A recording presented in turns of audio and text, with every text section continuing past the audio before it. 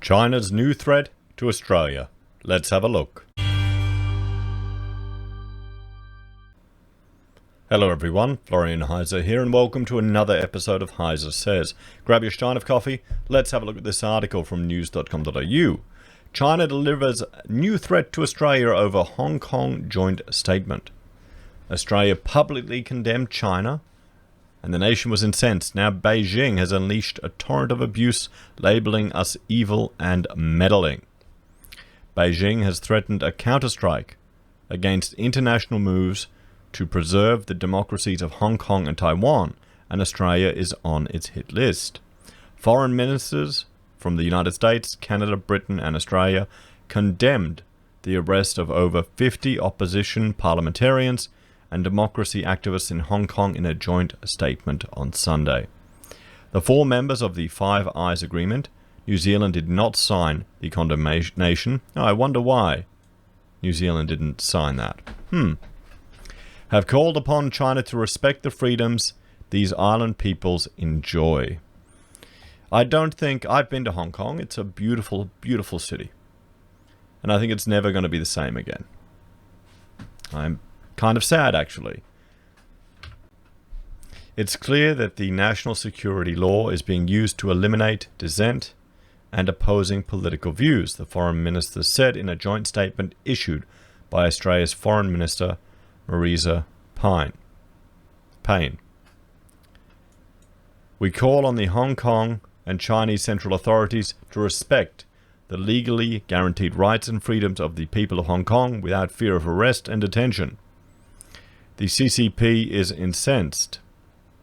Well, Hong Kong and Macau affairs officials of the State Council strongly condemn UK, Australia, Canada foreign ministers' joint statement on the arrest of 53 anti-government figures for illegal primary election, called Benny Tai, is a political agent of foreign forces meddling in Hong Kong affairs. Beijing has responded by declaring it strongly condemns and firmly opposes meddling in its domestic affairs by the United States, Canada, Britain and Australia. The problem is the definition of domestic affairs. Taiwan is an independent democratic state. Hong Kong is the subject of a handover treaty as it transitions from British colony to Chinese rule. The Chinese people's resolve to defend our sovereignty and territorial integrity is unshakable, and we will not permit any person or force to stop the process of China's reunification, Foreign Ministry spokesman Zhao Linyang told a press briefing on Monday. Any actions which harm China's core interests will be met with a resolute counterstrike and will not succeed. Canberra's willingness to contradict Beijing on the world stage has unleashed a torrent of abuse from the rising world power in recent weeks. Many Chinese people feel as if they have swallowed a fly when hearing about Australia, the CCP-controlled Global Times declared last month. Australia treats China's goodwill with evil. It is not worthy to argue with it. If it does not want to do business with China, so be it. Its politics, military and culture should stay far away from China. Let's assume the countries are not on the same planet. I mean, this is ludicrous rhetoric. A senior Chinese academic advisor to the CCP says the worsening relationship with Australia and Japan is proving a hurdle to improve relationships between Beijing and other ASEAN nations. But he added the diplomatic spat is without end in sight. Dr. Shin Yinhong told a forum hosted by Singapore Straits Times Beijing's efforts to improve its standing with Southeast Asian nations would continue regardless. Dr. Shi tacitly conceded that Beijing's economic actions toward Canberra were sanctions in response to Canberra's calls for an investigation into the origins of COVID-19. Well, this is the problem when your nation is so dependent trade-wise on another. They have that capacity to inflict economic harm upon you. That's just how it is. Over 30% of our trade goes to China, everyone. China has much greater economic complexity. And sure, right now they're dependent on a lot of our resources. We'll see how it all goes in the future.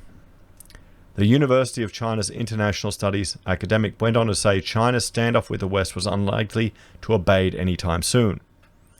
Disputes and occasional low-intensity conflict over the South China Sea will continue as before, he said. There will be no sufficiently significant difference between Mr. Biden and Mr. Trump over the major issues such as Taiwan, Hong Kong, South China Sea, Xinjiang, Tibet, and China's religious and human rights situation. So, annihilation. Outgoing U.S. Secretary of State Mike Pompeo pulled the pin on another political hand grenade on the weekend, leaving the Biden administration to deal with the fallout. He has scrapped all curbs on interactions between U.S. and Taiwanese officials, measures introduced decades ago in order to appease a hard-bargaining communist China as it tentatively opened up its economy to the world. Beijing's response has been predictably bellicose. It is outraged. It won't accept any diplomatic recognition of Taiwan, which it insists is an inviolable part of China. It will enforce severe punishment against any attempt to do so. Taiwan, for its part, points out it never surrendered to the Chinese Communist Party-led revolution of '49 and has since evolved into a democratic economic powerhouse. The CCP brushes such inconveniences aside. Instead, its Global Times propaganda mouthpiece has warned China's response to international recognition of democratic Taiwan would be overwhelming. Those on the island of Taiwan must not take for granted that they can seek secession. On the contrary, such madness is very likely to bring them annihilation. So, and no, I don't want to update my Apple product while I'm recording. Thank you very much. Stress test. The stage has been set for a major escalation in tensions between Beijing and Washington. The U.S. ambassador to the United Nations will visit Taipei for 3 days starting Wednesday. The visit is significant as the UN and its representative bodies, including the WHO, do not recognize Taiwan's independence status.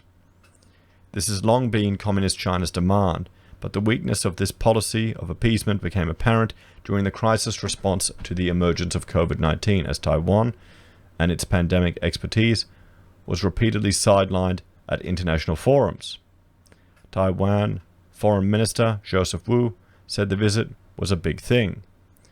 The Foreign Ministry will not let our guard down and hopes to continue to boost the development of Taiwan-US ties, he said.